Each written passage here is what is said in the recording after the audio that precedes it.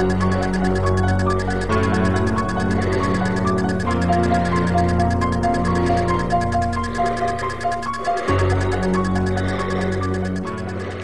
rather go with Ben Tramer. Ben Tramer? I knew it! See, you do think about things like that, huh, Lori? Shut up. He's cute! Plus, Ben Tramer has a fantastic future ahead of him.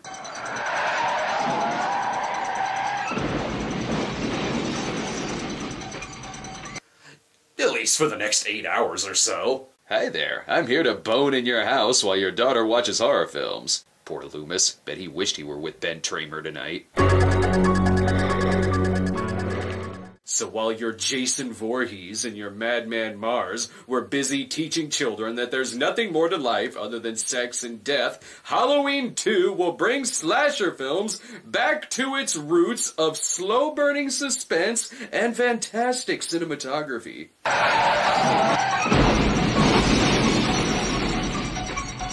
Jesus Christ! Or fuck it! Let's just blow some shit up! Meanwhile, Dr. Loomis is the calm yet very worried doctor from the first film, meaning he's an armed vigilante chasing down anyone who looks like Michael Myers. That is, if Michael Myers stopped for a bag of candy first.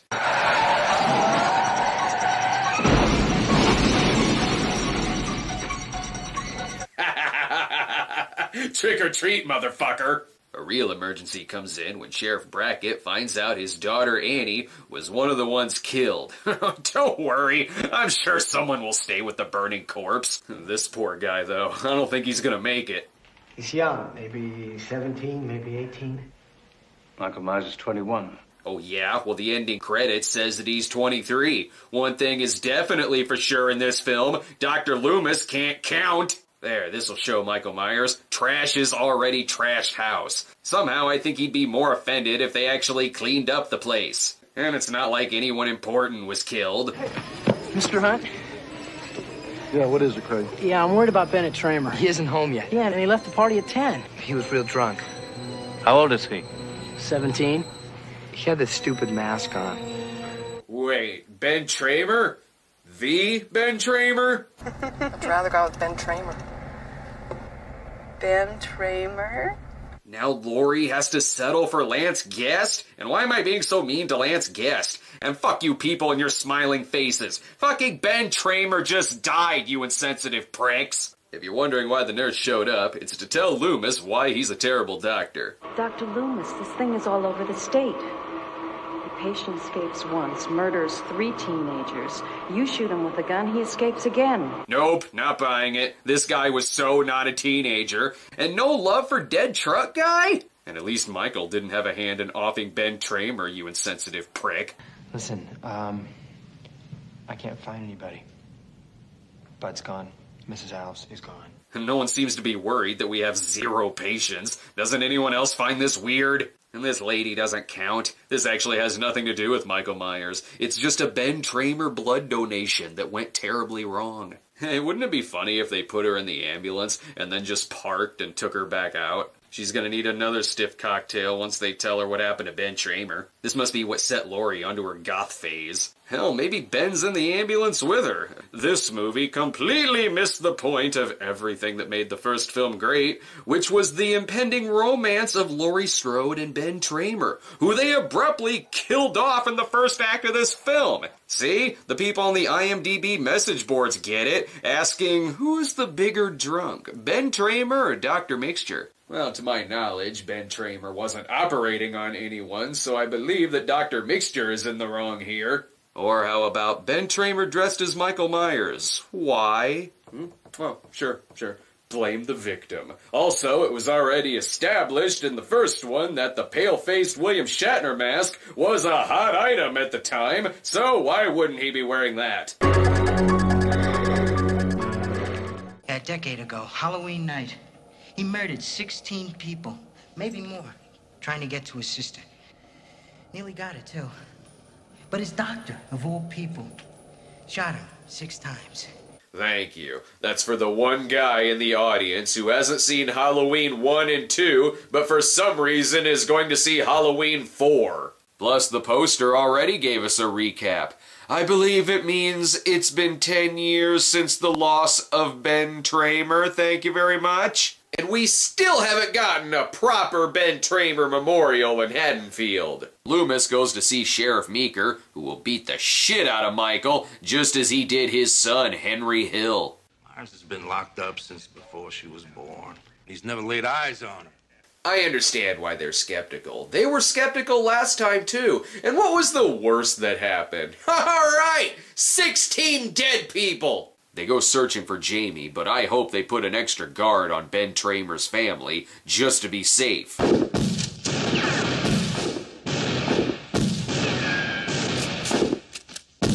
Now give them a chance, maybe they got something! Shit, Earl. It's Ted Hollister. Ted Hollister? You prick! That's Ben Tramer's cousin! You dumb son of a bitch. You said you saw Myers. Well, if you can't trust a redneck with a gun when he said he saw something, who can you trust? They break into the local school, where Michael tries to be hip by putting on a Simon Lamont mask instead. It's one of the scenes in the movie where he's wearing a blonde wig that was originally used before switching to the Pat Riley mask. The blonde wig was changed when it was deemed too disrespectful to Ben Tramer.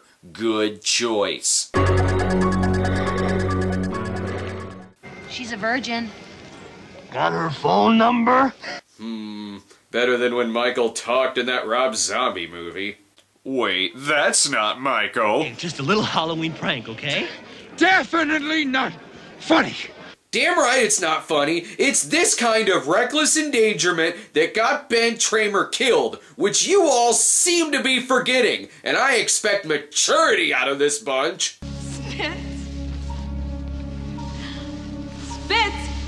Oh good, we're about to find out how Michael prefers his oral sex. Oh, for the love of God, enough with the damn fake-outs. Ben Tramer is spinning in his grave, and don't even get me started on how this film neglected to mention the murder of Ted Hollister. I beg of you, don't let your family suffer the same fate that Laurie and her daughter suffered. Not to mention Ben Tramer, and whose fault was that, Dr. Loomis?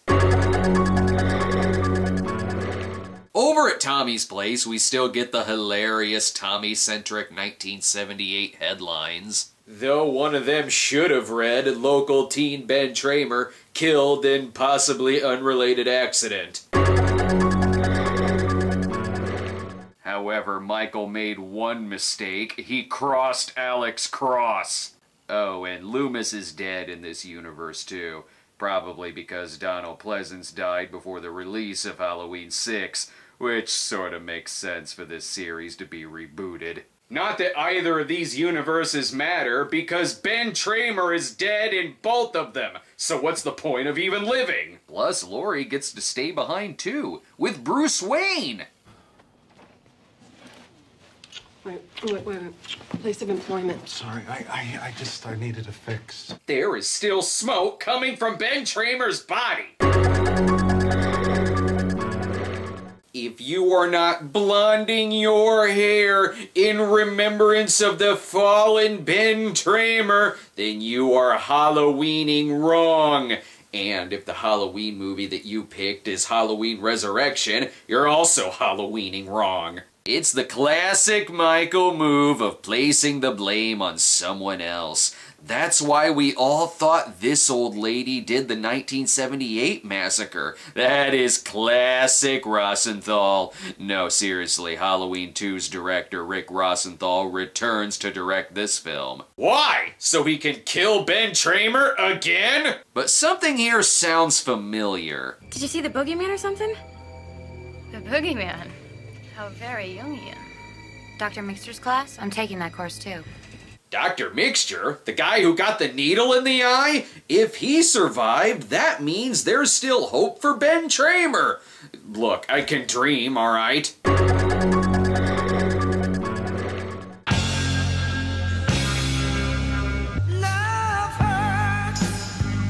What year is this taking place? And what the fuck? Give Ben Tramer his mask back. Ooh, wait. That means Ben Tramer is alive in this universe. It was right of Rob Zombie to hit the reset button. I got a Taco Deluxe Supreme talking back at me, so I'm gonna be a while. You mind waiting somewhere else and let me pass this beast in peace? Poetry. This is Joe Grizzly. He's the Ben Tramer of this universe, in that no justice was served for Joe Grizzly. He's a man who just loves his hair, and his knives, and his truck. But I just have to keep telling myself that Ben Tramer is still alive in this universe. Surely they won't do something to tarnish his name. That I talked to Paul about his buddy Ben Tramer. Ah, they said Ben Tramer was retarded. Yeah, but he's not short bus retarded or anything. What? He said, and I quote, "Dude, she's fucking hot."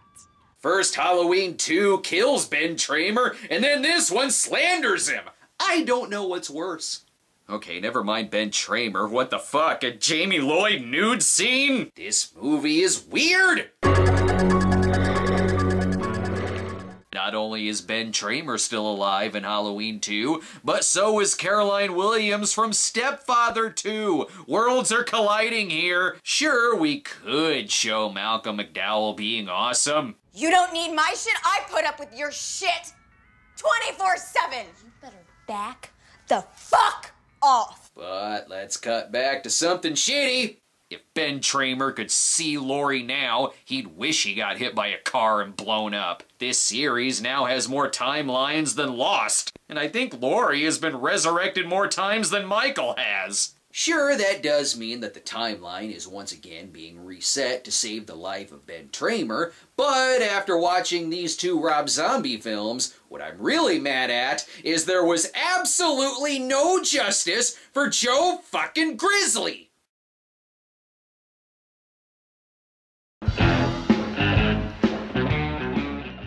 I wanna be your Tokyo convertible. I wanna have fun with you. I want to be a Tokyo convertible too, mainly so I can drive myself off a cliff. Courtney has a crush on the handsome Matt. I can tell you right away that he's no Ben Tramer. Hi, Matt. Hi! Really, you give these Temple Earthlings far too much credit. Except to get Ben Tramered as they cross the road. Too soon.